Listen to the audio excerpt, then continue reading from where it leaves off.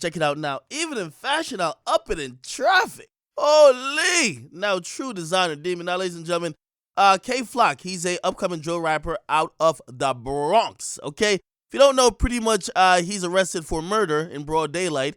People are saying, or actually, the police is saying in the criminal complaint, that he got into an argument with a man that was in a barbershop and that he pulled out a gun and shot him.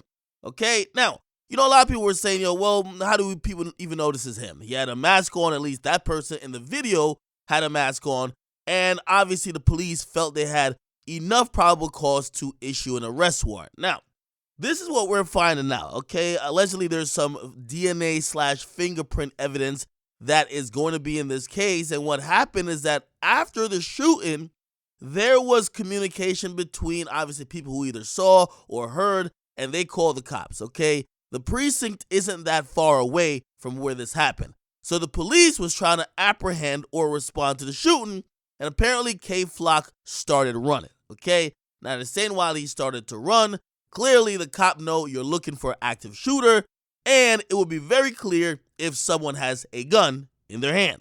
Now, clearly, even if he got caught, he didn't want to get caught with a gun.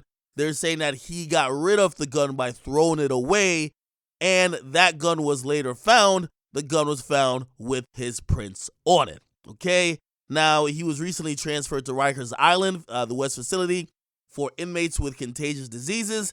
And if this is true, okay, because we haven't fully seen the cops comment on this, but this is really, that's all that's coming out of, some people who have seen or been privy with some of the case files that hasn't been open yet for discovery.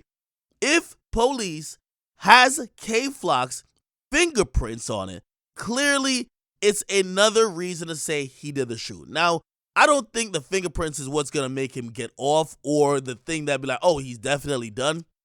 It's going to be probably a case of self-defense, okay? I just think it's going to be a hard thing to prove self-defense because self-defense in northeast states, in like, say, New York, New Jersey, Connecticut, you can't claim self-defense even if the other person had a gun or the other person punched you in your face.